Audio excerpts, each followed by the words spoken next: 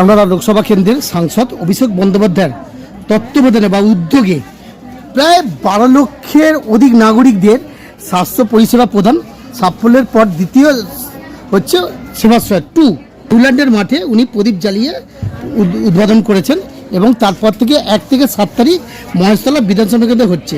ঠিক আজকে মহেশতলা 20 নম্বর ওয়ার্ডের ভাতৃসংঘের মাঠে মানুষকে পরিষেবা দিচ্ছেন। নমস্কার। 24 ঘন্টার যে সংবাদ মাধ্যম তাকে আমরা আমাদের পক্ষ থেকে শুভেচ্ছা অভিনন্দন। আমাদের মাননীয় সাংসদ অভিষেক ব্যানার্জি মস্তিষ্ক প্রসূতি স্বপ্নের প্রকল্প সেবাশ্রয় 1 ইতিমধ্যে হয়ে গেছে।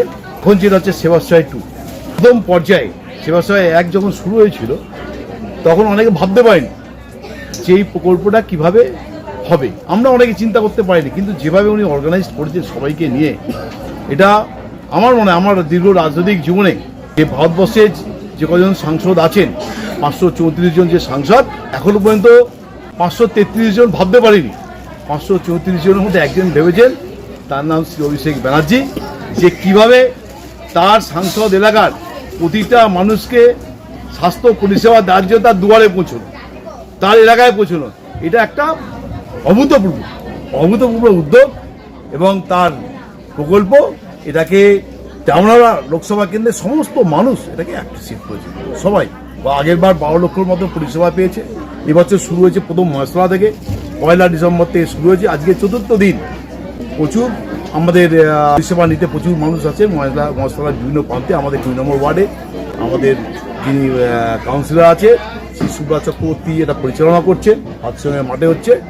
আমরা মানে রাজনৈতিক জীবনে এবং আমাদের দলীয় যারা কর্মী তারা তো আপ্লুত, সাধারণ মানুষও খুব খুশি সত্যি। এভাবে যে শুধু চিকিৎসা না, বিনামূল্যে ওষুধ, ইসিজি হচ্ছে বিনামূল্যে, আপনার ব্লাড টেস্ট হচ্ছে বিনামূল্যে, তারপর প্রেশার বিনামূল্যে, সুগার টেস্ট বিনামূল্যে, এবং যদি এটা মডেল ক্যাম্প না, যেখানে মডেল ক্যাম্প যদি কঠিন অসুখ হয় মডেল ক্যাম্পে পাঠিয়ে বিনামূল্যে আগামী দিন কে করতে পারবে জানি না, উনি যেটা করে গেলেন এটা দৃষ্টান্ত হয়ে গেল। মাননীয় আমরা প্রার্থনা করব ঈশ্বরের কাছে উনি তার দীর্ঘ জীবন তার হবে এবং এই দীর্ঘ জীবনে শুধু মানুষের জন্য কাজ করবেন। এই যেভাবে কাজ করছেন এভাবে আরো ব্যাপকভাবে, মানে প্রচারটা শুধু লোকসভার ডামরা হবে না, আরো ব্যাপকভাবে সারা বাংলা জুড়ে ঠিক এরকম যদি প্রকল্প, আশা করি নিশ্চয়ই আগামী দিন ভগবানের আশীর্বাদে, সবার আশীর্বাদে, সবার প্রার্থনায় আমার মনে হয় এটা উনি পারবেন। আসুন সবাই এই পরিষেবা নিন। আগামী যে পরিষেবা চলছে আমাদের মাননীয় সংসদের, সেই পরিষেবা সবাই নিন এবং সবাই ভালো থাকুন, সুস্থ থাকুন। এলাকার মানুষ সুস্থ থাকলে সবাই সুস্থ থাকবে। প্রথম দিন আমাদের এখানে হয়েছিল 97, দ্বিতীয় দিন 129, গতকাল হচ্ছে 165, আগে অলরেডি আজ কত হয়েছে 102 হয়ে গেছে। আশা করছি আরো 40-50 জন হয়, আরো ধরুন আরো 20-25 আর আজকে 180 বা 200 কাছাকাছি যাবে। অর্থাৎ এই 4 দিনে বলুন অ্যাভারেজ ধরুন আমি যদি 120 করে ধরি, তাহলে 4 দিনে 4 কোটি 800-500 লোকের পরিষেবা হয়ে গেছে।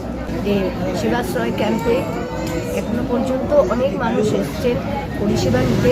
আমি চাই আমার ওয়ার্ডে যারা এর আগেও সেবাশ্রয় 1 হয়ে গেছে, সেবাশ্রয় 2 চলছে, অনেক মানুষ পরিষেবা পেতে আসছেন। আমি চাইছি আমার ওয়ার্ডে যারা এখনও বাকি রয়েছেন সেই বিনামূল্যে পরিষেবার জন্য তারা আসুন, চিকিৎসার সুযোগ নিন এবং বিনামূল্যে ওষুধ নিয়ে যান।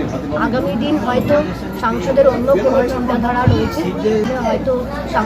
কোনো চিন্তাধারা রয়েছে, তবু মানুষকে বলবো যে আপনারা আসুন, বিনামূল্যে পরিষেবা দিন, সকলে সুস্থ থাকুন। আমাদের ওয়ার্ড একটু ওয়ার্ড হবে এবং ওয়ার্ডকে আমি ভালোভাবে পরিচালনা করছি। আমার নাম সুব্রত চক্রবর্তী, আমি 3 নম্বর ওয়ার্ডের কাউন্সিলর এবং CIC সমাজ কল্যাণ।